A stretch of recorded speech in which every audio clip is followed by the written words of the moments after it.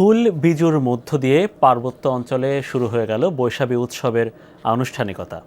বৈশু, সাংগ্রাই আর বিজু এই তিন উৎসবের প্রথম অক্ষর দিয়ে বৈশাখী নামকরণ। তাই এই উৎসব ঘিরে পাহাড়ের প্রতিটি জনপদে আজ যেন রঙের মেলা।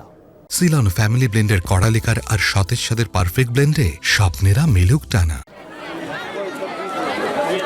পাহাড়ের প্রতিটি জনপদে যেন রঙের মেলা, সর্বত্র উৎসবের আমেজ।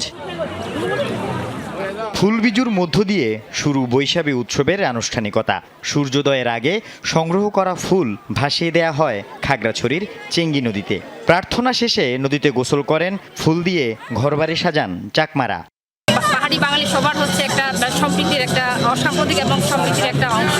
চাকমাদের হচ্ছে আজকে ফুল বিজু, এরপরের দিন হচ্ছে মূল বিজু, তারপরে হচ্ছে আমাদের গজিবজির দিন, যেটাকে আমরা নতুন বছর বলি। সকালে ঘুম থেকে উঠে সকাল সকাল ফুল দিতে আসি আসলে সকল মঙ্গল কামনার জন্য। এটা হচ্ছে আমাদের আদিবাসীদের কালচার এবং সংস্কৃতির জন্য আমরা প্রত্যেক বছর এখানে আসি।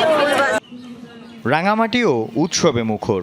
ভোরে রাজবন বিহার এবং গর্জনতলী ঘাটে পানিতে ফুল ভাসিয়ে শুরু উৎসবের আনুষ্ঠানিকতা। স্ব পাড়ায় আদিবাসীরা মেতেছেন উৎসবে।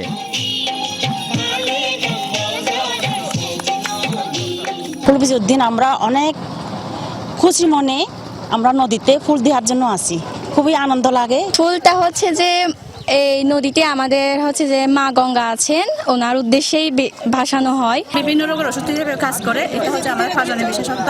এটা আমরা ঘরে ঘরে রান্না করি। মূলত ফাজন না হলে আমাদের বিজু হয় না। ভোরে সাঙ্গু নদীতে ফুল উৎসর্গের মধ্য দিয়ে পুরনো বছরকে বিদায় এবং নতুন বছরকে বরণ করে নেয়ার উৎসবে মাতে বান্দরবান। দিনটিতে প্রতিটি পাড়ায় প্রার্থনা, ঘর সাজানোর পাশাপাশি সবাই উল্লাস করে নতুন পোশাক পরে। এখান থেকে কি আমরা বাড়িতে বা বন্ধু বান্ধব মিলে বিহারে বা ঘুরবো ফিরবো খাবো।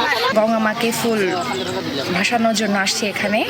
তো মেইন উৎসব হচ্ছে কালকে আমাদের মূল বিজু। আমার খুব ভালো লাগছে, আমি আমার বন্ধু বান্ধব নিয়ে আসছি আজকে নতুন বছর। গঙ্গা মার কাছে যেটা প্রার্থনা আমরা ওই যে পাহাড়ে চাকমা মারমা সমগ্র জাতি সবাই শান্তি সুখ শান্তি থাকুক। আল আমিন শিকদার, যমুনা নিউজ।